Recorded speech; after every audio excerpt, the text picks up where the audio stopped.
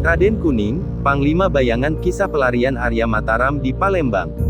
Amanat untuk Tuban. Tak sudi aku menyerah dengan anak kemarin sore seperti engkau Senopati Tuban, biarkan kita mengadu ilmu.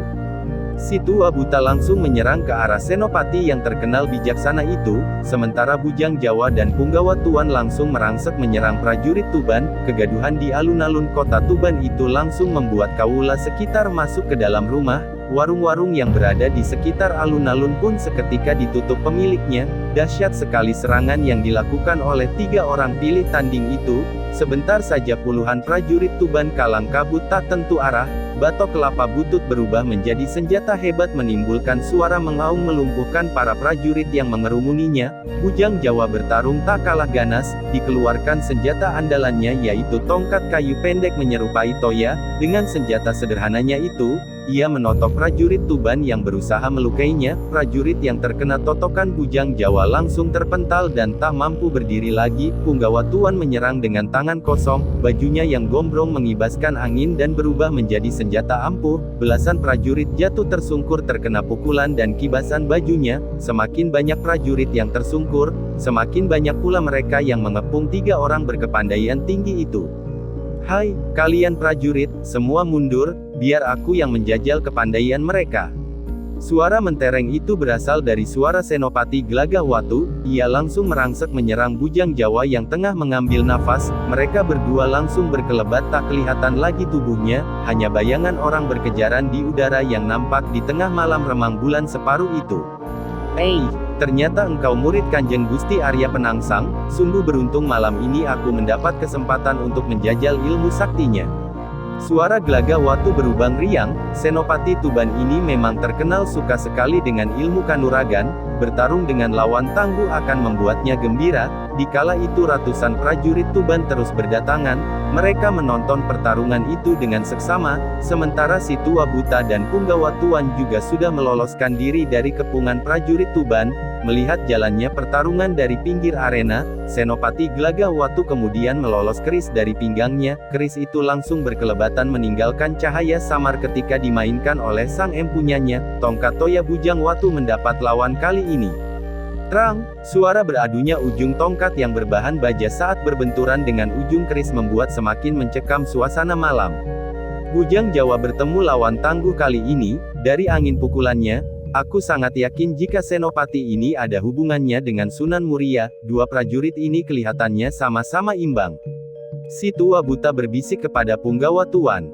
"Ya, aku juga merasa bahwa keduanya imbang. Tak kusangka jika Bujang Jawa ini pernah mendapat petunjuk Pangeran Raja Adipati Arya Penangsang yang sakti. Wajar saja jika kepandaiannya jauh berada di atasku," jawab Punggawa Tuan. Dalam hatinya Punggawa Tuan heran, mengapa orang dengan kepandaian tinggi seperti ini hanya menjadi telik sandi, tetapi keheranannya itu justru membuatnya mafhum sehingga Pangeran Arya Mataram pun kenal dekat dengan Bujang Jawa. Namun ia tidak sempat memikirkan kejanggalan perihal Bujang Jawa. Saat ini Punggawa Tuan khawatir dengan kedatangan banyak prajurit di tempat itu. Sementara itu pertarungan antara Glagahwatu dengan Bujang Jawa memasuki saat-saat menegangkan, hingga akhirnya terdengar pekikan Bujang Jawa.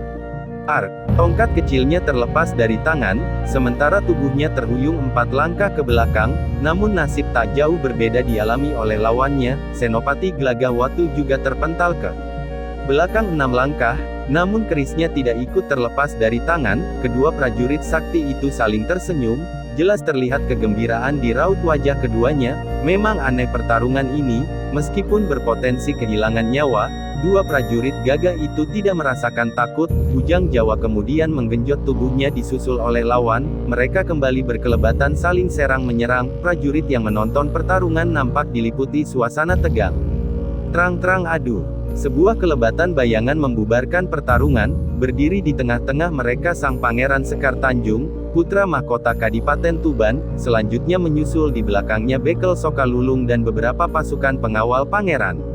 "Kalian tidak usah bertempur lagi." Kedatangan mereka bertiga tidak merugikan Kadipaten Tuban. "Kalian semua prajurit segera kembali ke barak. Mewakili Kadipaten Tuban aku mohon maaf atas kelancangan prajuritku. Atas nama Kanjeng Romo Pangeran Haryo Balewot aku mengajak kalian untuk singgah ke Keraton Tuban. Kanjeng Romo telah menunggu kedatangan kalian." Pangeran Sekar Tanjung menjura kedua tangannya dan memberikan hormat. Maafkan aku terlalu lama menghadap Kanjeng Gusti Adipati Tuban, aku tak mengira ada gerakan prajurit Tuban di bawah pimpinan langsung Kakang Glagawatu. Beruntung telik sandi Pangeran Sekar Tanjung langsung melapor ke keraton.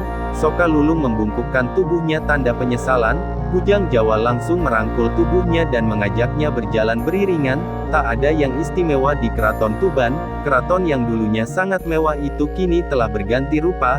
Nampak sekali jika Adipati yang berkuasa Raden Haryo Balewot membuang sekat yang sebelumnya dibangun antara Kawula dengan rajanya di masa kerajaan Majapahit. Di masa pemerintahan Syekh Abdurrahman, Keraton Tuban dipindahkan dari alun-alun utara ke alun-alun selatan. Tempat ibadah yang sebelumnya berada di kompleks keraton sekarang dibangun di alun-alun kota Tuban.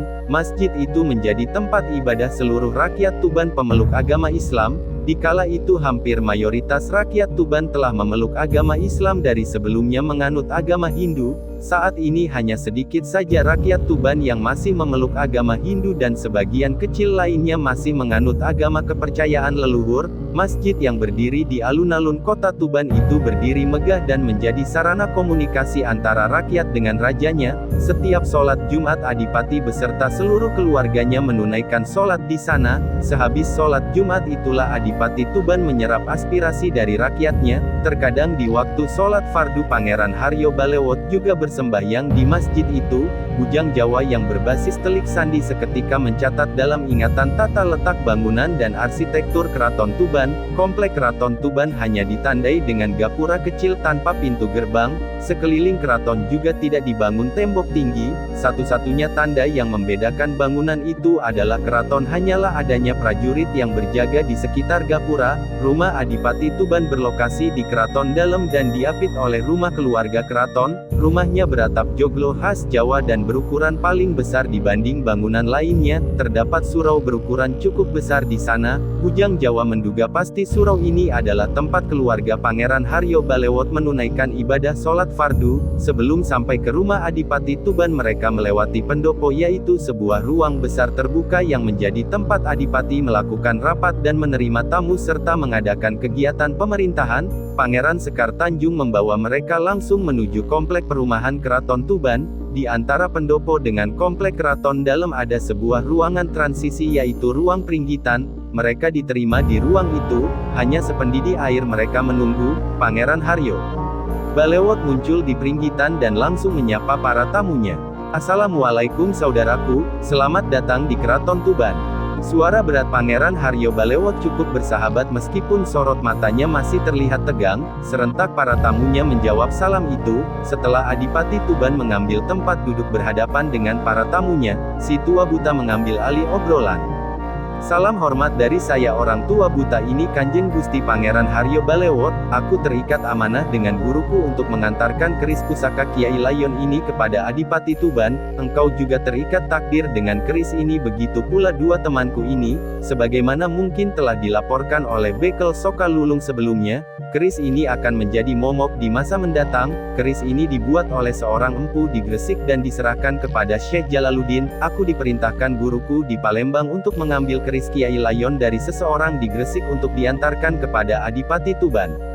Si tua buta nampak menghela nafas berat, sepertinya ada hal yang memberatkan hatinya untuk melanjutkan cerita tentang keris Kiai Layon ini. Sementara para pendengarnya nampak terdiam menunggu kelanjutan cerita tentang keris bergagang gading berkepala ular itu. Setelah mengambil nafas panjang, ia melanjutkan cerita. Keris ini akan dipakai untuk senjata saling bunuh anak keturunanmu, Pangeran Haryo Balewot.